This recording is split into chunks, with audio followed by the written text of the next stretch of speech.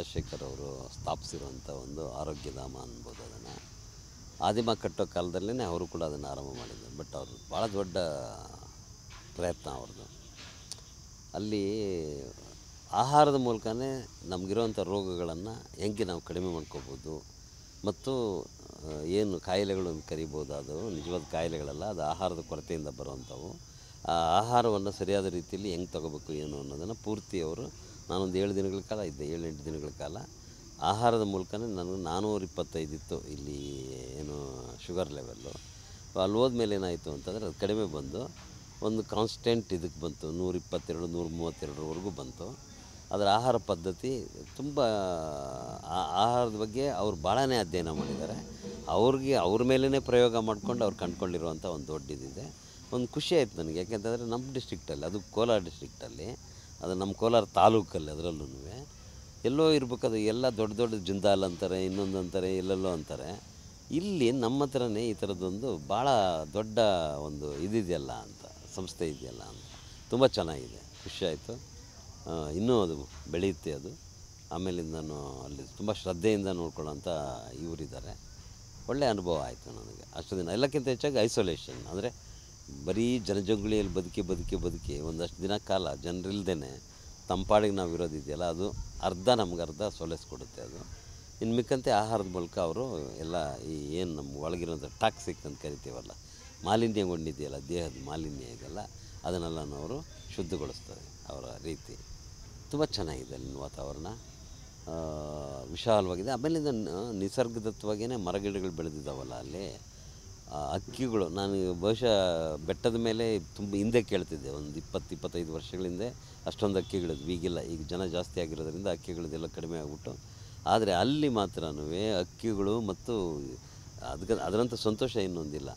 ಬೆಳಗಿನ ಜಾವನ ಅಷ್ಟೊಂದು ಹಕ್ಕಿಗಳನ್ನ ಶಬ್ದ ಕೇಳ್ಬೋದು ನೀವು. ನಿಜವಾದಂಥ ಒಂದು ಹಕ್ಕಿಗಳ ಇಂಚರ ಹೆಂಗಿರುತ್ತೆ ಅನ್ನೋದನ್ನು ಅನುಭವಿಸ್ಬೋದು ಅಲ್ಲಿ.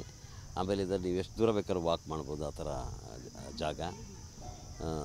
ತುಂಬಾ ಒಂಥರ ಪ್ರಶಾಂತವಾಗಿರುವಂಥ ಒಂದು ಭಾವನೆ ಬರುತ್ತೆ ಅಲ್ಲಿದ್ದರೆ. ಅವರು ಆ ಥರ ಯಾವುದೇ ಔಷಧ ಕೊಡೋದಿಲ್ಲ, ಅವರು ಆ ಥರ ಟ್ರೀಟ್ಮೆಂಟು ಕೂಡ ಕೊಡೋಲ್ಲ. ಬರೀ ಶುಗರ್ ಲೆವೆಲ್ ಚೆಕ್ ಮಾಡ್ತಾರೆ, BP ಚೆಕ್ ಮಾಡ್ತಾರೆ ಹೆಂಗಿದೆ ಅಂತ ಬೆಳಗ್ಗೆ ಸಂಜೆ.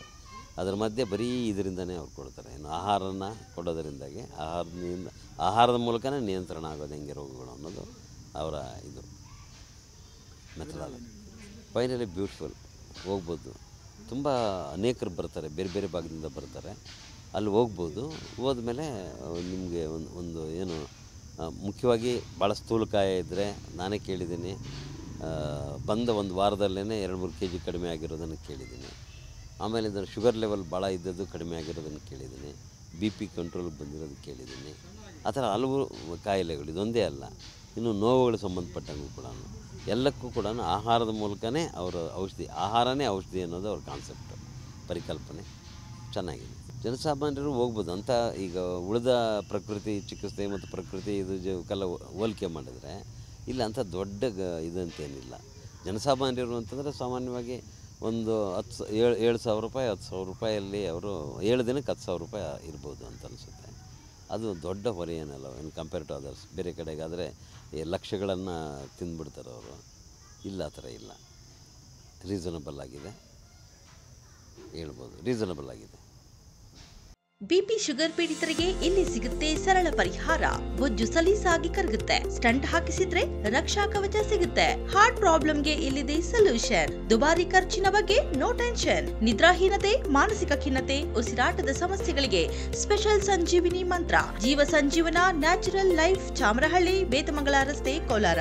ಹಿಂದೆ ಕರೆ ಮಾಡಿ 944-955-2230 ಅಥವಾ 9481-618-444.